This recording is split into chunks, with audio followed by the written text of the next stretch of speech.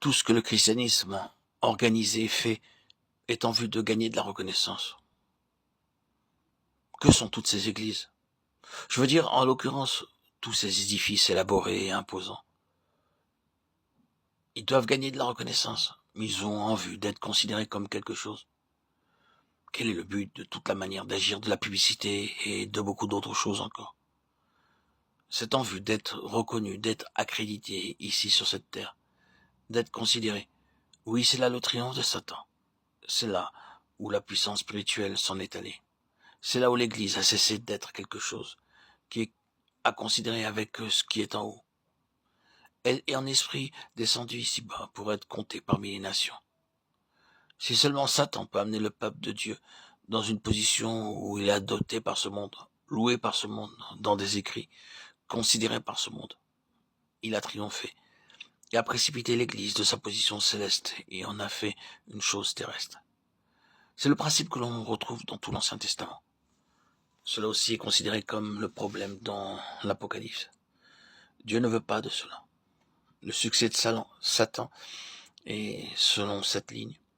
Il a précipité l'Église des cieux. Il l'a fait toucher, terre quelque part, à partir d'un certain lien avec la terre. Tout ceci a en arrière-plan cet objectif, ravir de la gloire à Dieu en entraînant l'Église dans ce en quoi Dieu ne peut pas s'engager, duquel Dieu doit se tenir à l'écart. Ainsi, à quelques-unes de ces églises, le Seigneur doit dire « J'ôterai ton chandelier de sa place, à moins que tu ne te répandes. Je ne peux pas te laisser continuer, à moins que tu ne règles ceci. Tu es descendu là. Tu t'es mêlé à cette autre chose qui, en principe, n'est pas moi-même, n'est pas ma gloire morale. Tu dois abandonner entièrement cela, et remonter, et en sortir, ou autrement, je devrais ôter ton instrument de témoignage de son lieu. Il n'y a aucune justification à la continuation de ton utilisation. Tu es ici, dans ce monde, pour être un vase du témoignage céleste de la gloire de Dieu. C'est là le but de l'Église. Ce que nous disons nous concerne de bien des manières. Oui, dans d'innombrables sujets, à savoir cette question, dans son principe d'être compté parmi les nations, cette perte de la position céleste. Le Seigneur n'a jamais eu comme intention que son Église soit sur cette terre quelque chose qui serait adopté par ce monde, qui serait compté parmi les choses de ce monde, reconnu et accrédité par ce monde. Ce qu'il a eu en vue et qu'il a obtenu quand les choses furent correctes, fut que le monde lui-même ne pouvait pas supporter la présence de l'Église, qui ne la désirait pas. C'est là la puissance de l'Église, celle de témoigner contre ce monde. Toute la question parcourt toutes les Écritures.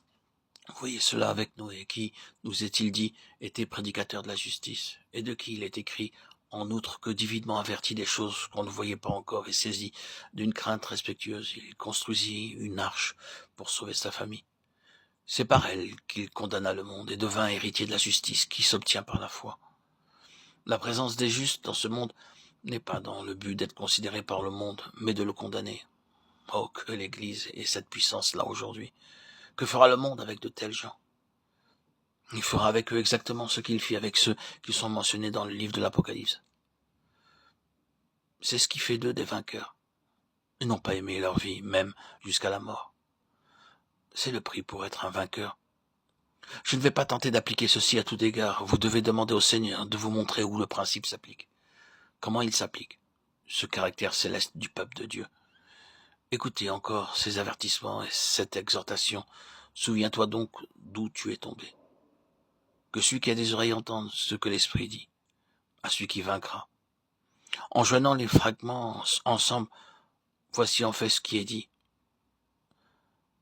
Ceux qui préservent et maintiennent leur position céleste envers et contre toute l'attraction vers le bas, la séduction, la force et la furie de l'ennemi, de l'adversaire parviendront au trône et régneront là où l'adversaire règne maintenant. C'est là l'issue. Une chose énorme. Et puis, si cela coûte tout pour être un vainqueur, souvenons-nous que ceux qui souffrent avec lui régneront avec lui et seront glorifiés ensemble avec lui. Eh bien, vous avez peut-être eu un petit aperçu de la pensée céleste de Dieu, vu ce à quoi et en vue de quoi Dieu travaille, ce qu'est sa pensée, un peuple céleste. Oh, c'est ici où l'Église a besoin de vision. Cela nécessite vraiment la vision. Si l'Église voyait ceci, Quelle église différente ce serait? Le vainqueur est cette personne, ou cette compagnie, qui a la vision que la majorité a perdue. Demandez au Seigneur de vous accorder la vision pour le bien de toute son église. Car le vainqueur, laissez-moi le redire, n'est pas quelqu'un ou quelque chose à part, mais en relation avec le tout, le lien de Dieu entre sa pleine pensée et ceux qui l'ont perdu. C'est là le vainqueur. Si le Seigneur ouvrait nos yeux, les yeux d'un certain nombre parmi son peuple, ce serait pour le bien de toute l'Église. Demandons-lui donc d'exaucer la prière de Paul en notre faveur. Les richesses de la gloire de son héritage dans les saints. À lui soit la gloire dans l'Église et en Jésus-Christ, dans toutes les générations au siècle des siècles.